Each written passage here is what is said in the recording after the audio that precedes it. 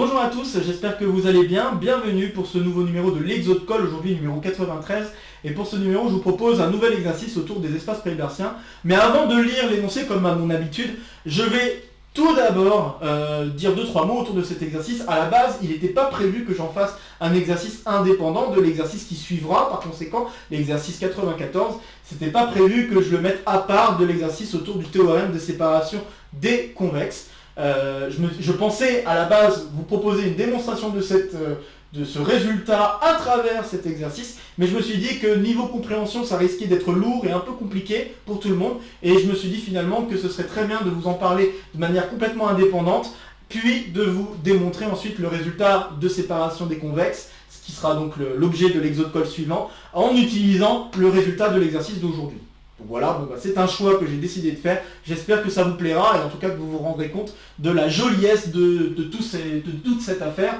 Non seulement cette affaire qu'on va voir aujourd'hui, mais l'affaire aussi qu'on verra la semaine prochaine. L'énoncé de cet exercice est donc le suivant. Nous avons E muni d'un produit scalaire qui vont nous former ensemble un R espace préhilbertien de dimension finie. Nous allons noter la double barre comme étant la norme associée au produit scalaire, comme d'habitude. On va prendre C, une partie convexe fermée de E, et on va démontrer le résultat suivant. N'importe quel X dans E admet un unique vecteur PC de X dans C, tel que en fait, ce PC de X minimise la distance entre X et les éléments qui vont se trouver dans le convexe. Autrement dit, la distance entre X et PC de X sera toujours plus petite que la distance entre X et n'importe quel autre élément de C. Donc voilà, ce PC de X, il porte un nom.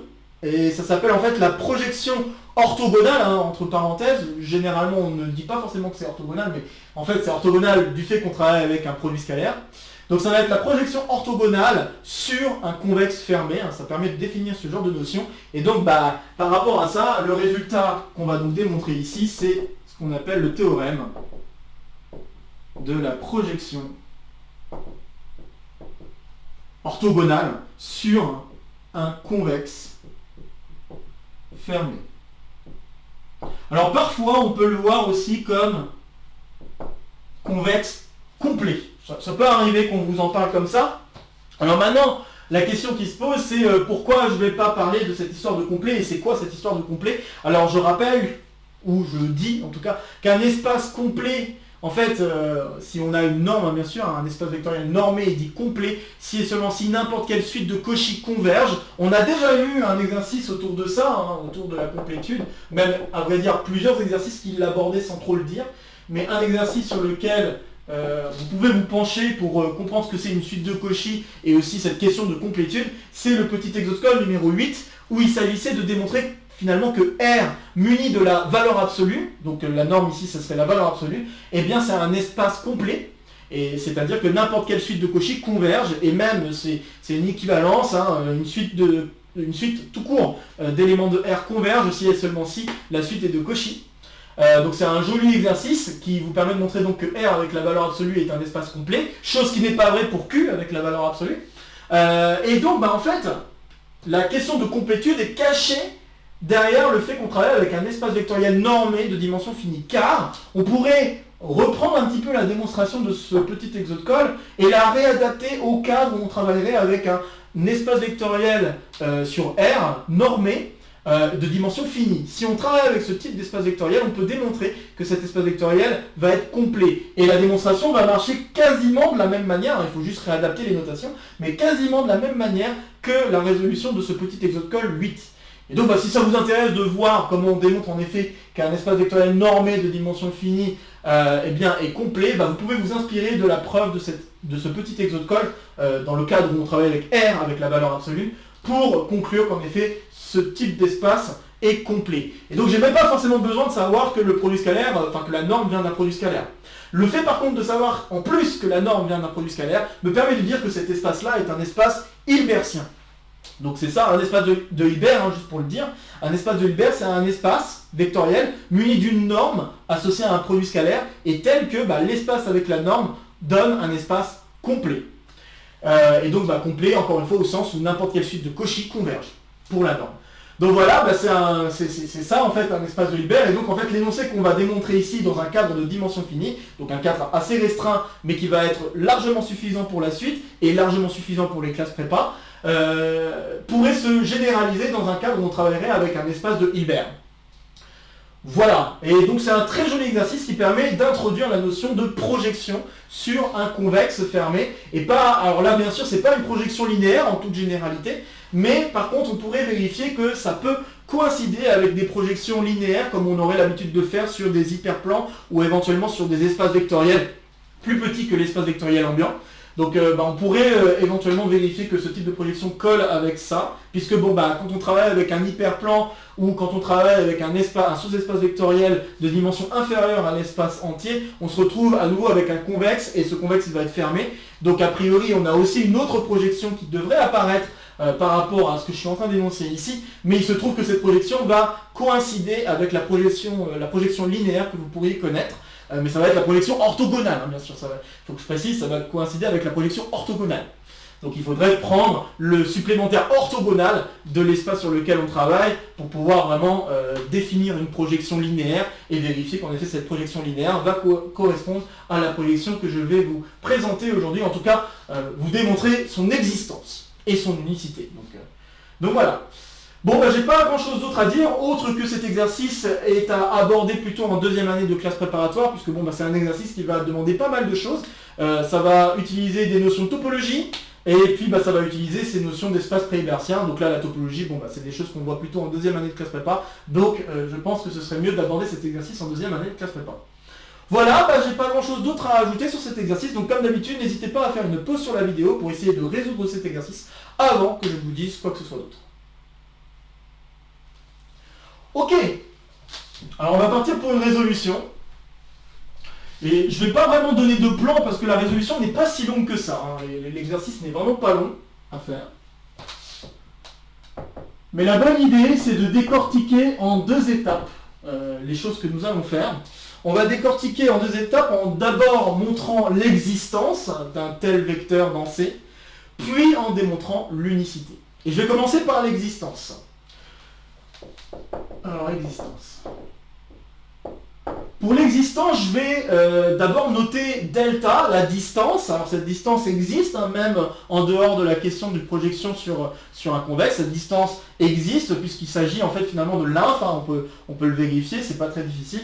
Ça va être un inf de toutes les distances qu'on pourrait avoir entre x et un vecteur de C. Donc la distance entre x et un convexe fermé va exister. Il n'y a pas de problème là-dessus. Donc on peut noter soit delta, la distance entre x et c.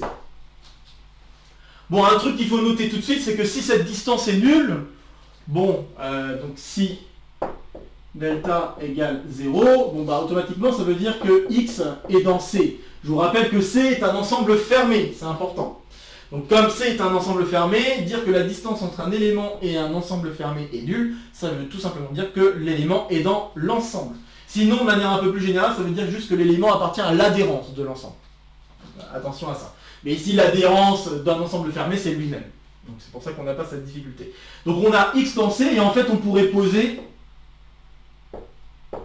PC de x comme étant égal à x.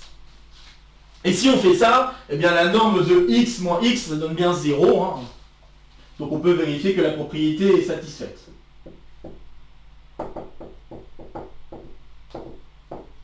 Que la propriété est satisfaite. Puisque la norme d'un vecteur non nul est toujours positive. Ça vient directement des propriétés de norme. Très bien, donc la chose qui va commencer à être intéressante, c'est si la distance est non nulle. Donc ça veut dire que x n'est pas dans C. Donc supposons maintenant que delta est non nul. Ça équivaut en tout cas à dire que x n'est pas dans C.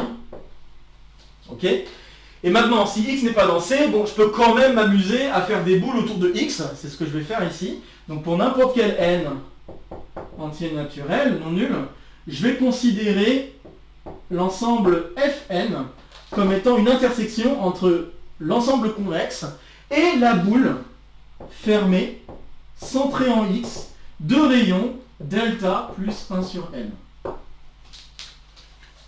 Étant donné que la distance entre x et c est égale à delta, l'intersection que je viens de poser ici est non vide.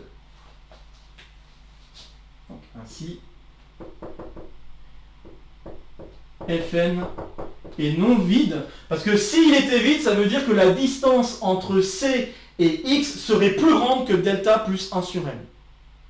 Or, on a dit que la distance est égale à delta, donc ça serait une contradiction. Donc voilà, donc on voit assez rapidement que les Fn ici sont des ensembles non vides. Un autre truc qu'on va pouvoir affirmer, c'est que comme c'est l'intersection entre un convexe fermé et un élément, encore un ensemble fermé convexe, en fait on est en train de faire l'intersection entre deux ensembles fermés convexes, eh bien on va se retrouver avec un ensemble fermé convexe, et en plus de ça, comme le deuxième est borné, eh bien on peut préciser que ça va être un fermé borné convexe. Fn est un ensemble fermé, borné et convexe. Alors on verra que la convexité va être utile par la suite, hein, pas tout de suite.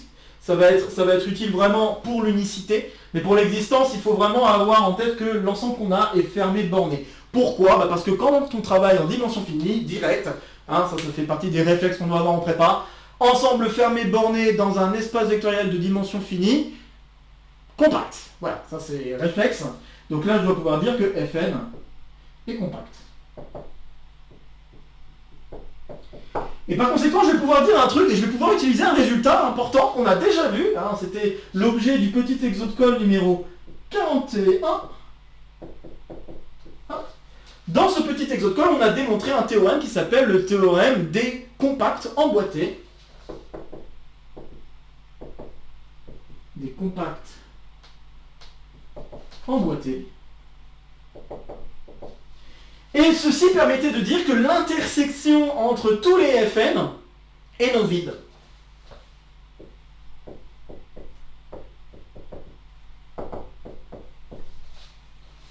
Donc parce que bon, j'ai oublié de le dire, mais en effet, je pense que ça paraît évident quand même, mais je le dis, Fn plus 1 est inclus dans Fn, donc on a bien affaire à une suite de fermés emboîtés, d'accord ?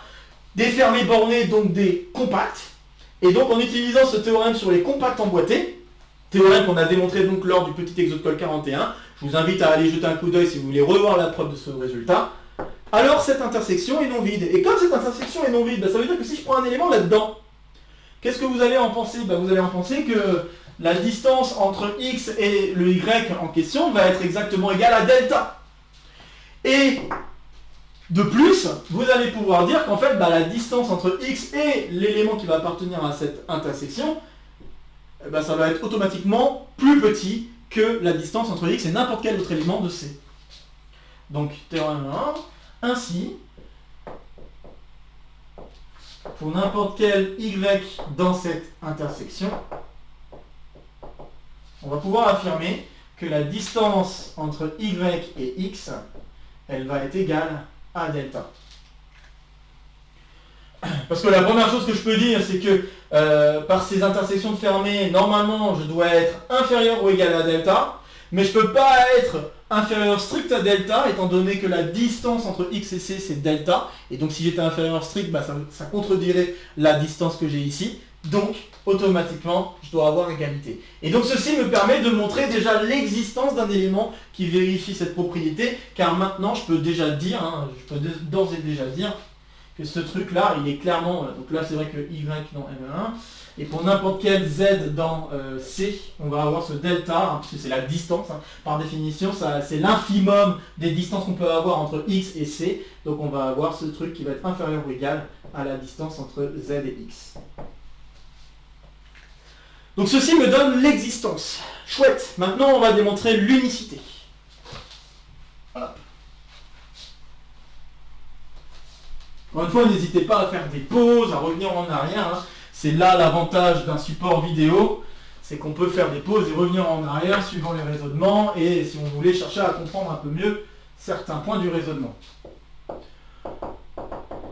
Alors la difficulté, ça va être l'unicité. Et pour l'unicité, je vais prendre deux éléments dans cette intersection.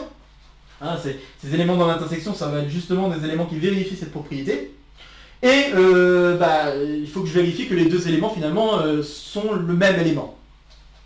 Donc, soit y et z, deux éléments dans cette intersection, Alors on pourrait noter que être dans cette intersection, c'est exactement être de distance delta, je le redis, par rapport à x. Et là, je vais utiliser un petit truc, pareil, qu'on a déjà vu lors d'un précédent exo de colle. Encore une fois, ça va être un petit exo de colle. On l'a vu lors du petit exo de colle numéro 20. Quand j'ai une norme issue d'un produit scalaire, je peux utiliser ce qu'on appelle l'égalité ou l'identité du parallélogramme. Et on avait vu dans ce petit exo de colle 20 qu'en fait cette identité de parallélogramme permet carrément de caractériser toutes les normes en fait qui viennent d'un produit scalaire. Donc c'est quand même assez fort. Donc c'était l'objet de ce petit exo de colle. Hop. Et je vais vous le rappeler, l'identité du parallélogramme, pour n'importe quel vecteur u et v dans E, on va avoir deux fois la norme de u au carré plus la norme de v au carré est égale à la norme de u plus v au carré plus la norme de u moins v au carré. Ok? Alors si je remplace, et je vais faire exprès parce que je veux jouer notamment avec la distance entre x et y et x et z là-dedans, eh bien si je joue là-dessus, je pourrais bien poser u comme étant égal à y moins x et v comme étant égal à z moins x. Et si je fais ça, je vais me retrouver avec deux fois la norme de y moins x au carré plus la norme de z moins x au carré. Ça va être égal à la norme de... Alors là, je dois faire d'abord la somme, donc y plus z moins 2x au carré, ok, plus la norme, et là si je fais la soustraction des deux, je vais me retrouver avec y moins z. Et ça va être très utile, ce y moins z au carré.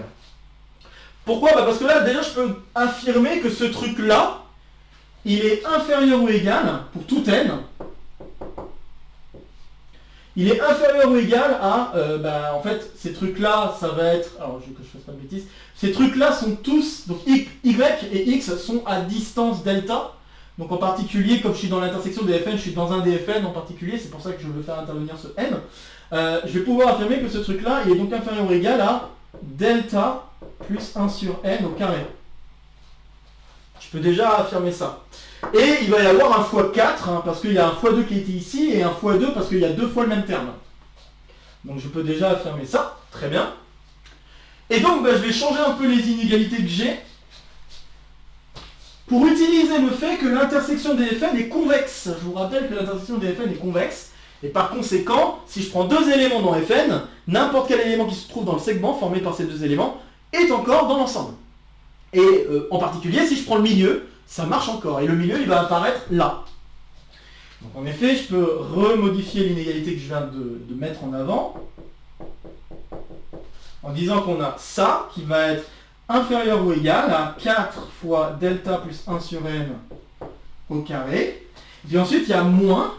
Il y a moins cette distance-là. Donc ce truc-là, je vais mettre un 2 en facteur, ça va donner 4 en mettant complètement facteur, parce que 2 au carré, ça fera 4. Et je vais me retrouver avec la norme de y plus z divisé par 2 moins x. Et c'est là où j'utilise le fait que cette intersection est convexe. Comme elle est convexe, cet élément-là, il appartient aussi à l'intersection des Fn. Comme il appartient aussi à l'intersection des Fn, ça veut dire que la distance entre ces deux trucs, c'est delta. Donc ça, je peux déjà affirmer que ce truc-là, en fait, ça va être égal à 4 fois delta plus 1 sur n au carré, moins 4 fois delta carré. Et maintenant, je développe, je simplifie, et en développant, simplifiant, on va se retrouver avec 8 delta sur n, si je ne fais pas de bêtises, plus 4 sur n carré. Et ce, pour n'importe quel entier naturel non nul. Maintenant que j'ai ça, je pense que c'est clair, si je fais tendre n vers l'infini, bien ce truc-là tend vers 0. Et comme la propriété était vraie pour n'importe quel n, en particulier je peux remplacer n vers l'infini, enfin faire tendre n vers l'infini, et me rendre compte que finalement j'ai la norme de y moins z qui est égale à 0, et donc que y est égal à z. On a donc conclu l'unicité. Et voilà, ceci conclut l'exercice, on vient de démontrer qu'en effet, on peut bien définir une projection orthogonale sur un convexe fermé en dimension finie. Et l'idée de la preuve générale, dans un espace de Hilbert, n'est pas très lointaine de la preuve que je viens de faire ici. Alors j'aimerais aussi mettre en avant une petite équivalence qui va nous être utile pour le prochain exo de colle. Donc petite propriété en plus, donc là petit bonus. J'aimerais qu'on démontre deux choses, enfin j'aimerais montrer une équivalence. L'équivalence que j'aimerais montrer c'est la suivante. J'aimerais démontrer que pour n'importe quel y dans C j'ai dit l'ensemble convexe, la norme de x moins pc de x est inférieure ou égale à la norme de x moins y.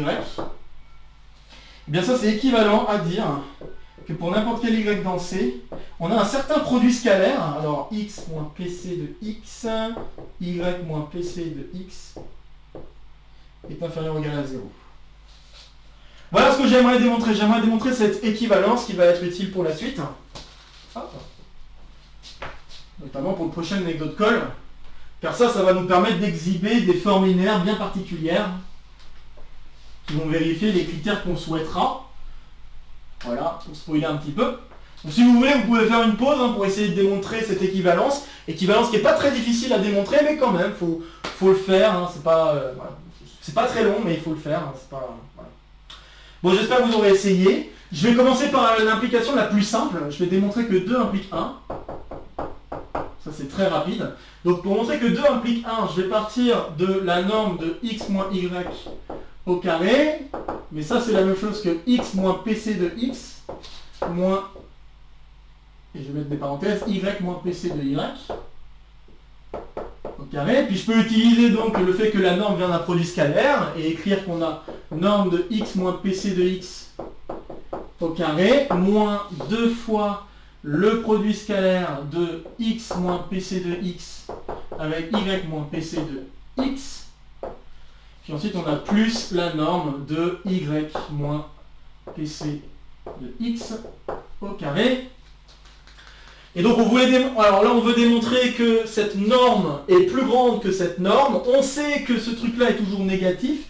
Par conséquent, tout ce terme-là, c'est un truc positif plus un autre truc positif. Donc tout ça me donne un truc positif, ce qui signifie en effet que la norme de x moins y au carré est plus grande que la norme de x moins pc de x au carré.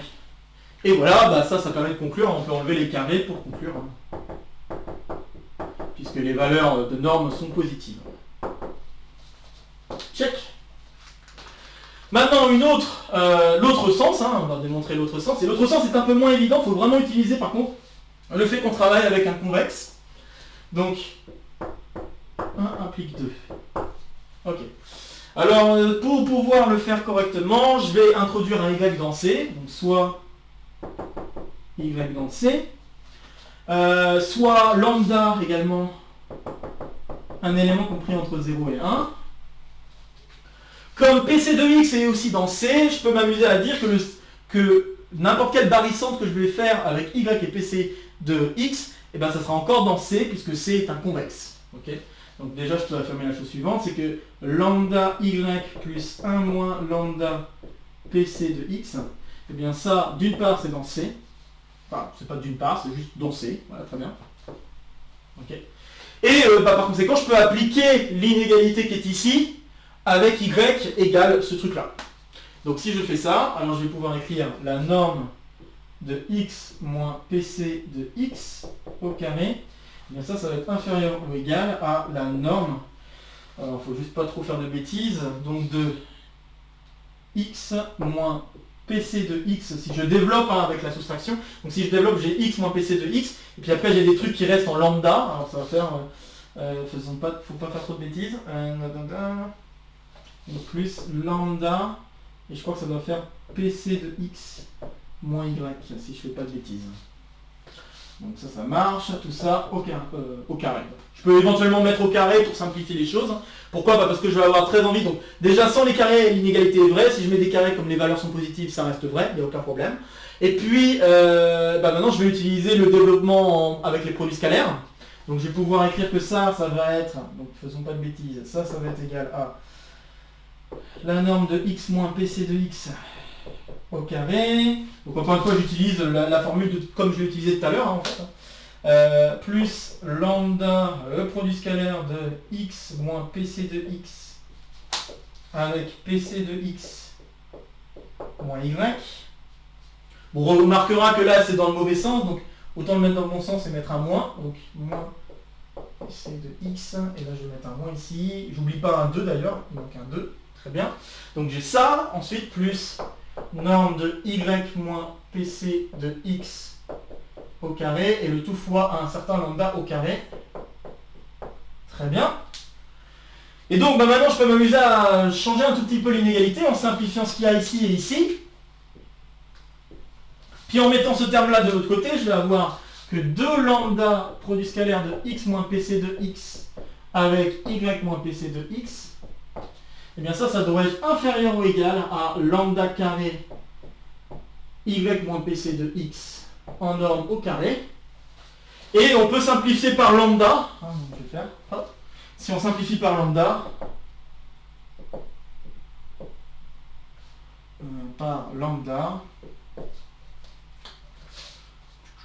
que je fasse pas de bêtises. Donc si je simplifie par lambda, je me retrouve avec quoi? Je me retrouve avec ça qui va devoir être négatif. Ouais, oui, non, oui c'est ça, négatif, exactement. Donc si on simplifie par lambda, plus on fait tendre lambda vers 0, ok? Donc je divise par lambda, puis je fais tendre lambda vers 0, ça va tendre vers 0, et par conséquent j'ai exactement l'inégalité qu'on veut. On conclut. C'est-à-dire j'aurais écrit x. J'ai eu un petit doute sur le moment, mais tout va bien. Hop, inférieur égal à 0. Yes. Et voilà, ceci vous permet de dire qu'il y a une autre caractérisation de cette projection, de cette projection orthogonale sur un convexe fermé. On peut le définir à l'aide de cette histoire de produit scalaire. Et d'ailleurs, cette histoire de produit scalaire peut faire penser à des questions de gradient qui peuvent apparaître quand on travaille avec des fonctions à plusieurs variables. Quand on cherche à minimiser une fonction à plusieurs variables à valeur dans R, ça peut arriver qu'on fasse ce genre de calcul-là pour chercher à minimiser la valeur. Bon, ça peut faire penser à ça, et en effet, c'est une succession, d'une certaine manière, en tout cas, une succession de projections en suivant la valeur du gradient. Donc, ça peut aussi se comprendre comme ça. Donc, cette propriété-là va être très utile pour le prochain exo de colle. Donc, non seulement ce résultat, mais aussi cette conséquence-là, parce que ça aussi, c'est une caractérisation de la projection orthogonale sur un convexe fermé. Et voilà. Donc je pense que ce sera tout pour cet exo de colle. En tout cas, j'espère que ça vous aura plu. Ça fait déjà pas mal de choses de dites. Et toutes ces choses vont être assez utiles pour la suite. Donc voilà, comme d'habitude, n'hésitez pas à partager la vidéo si vous connaissez des camarades qui seraient intéressés par cette vidéo ou par le contenu de la chaîne de manière plus générale. N'hésitez pas à laisser en commentaire vos questions, vos remarques, vos retours concernant cet exercice. Comme d'habitude, ici ce sera pour me soutenir, ici ce sera pour vous abonner. N'oubliez pas d'activer la clochette pour avoir les dernières news de la chaîne. De nouvelles vidéos vont se proposer à vous pour continuer à faire le tour de la chaîne. Et sur ce, je vous retrouve très vite pour de prochaines aventures mathématiques. Portez-vous bien et à très bientôt. Salut à tous!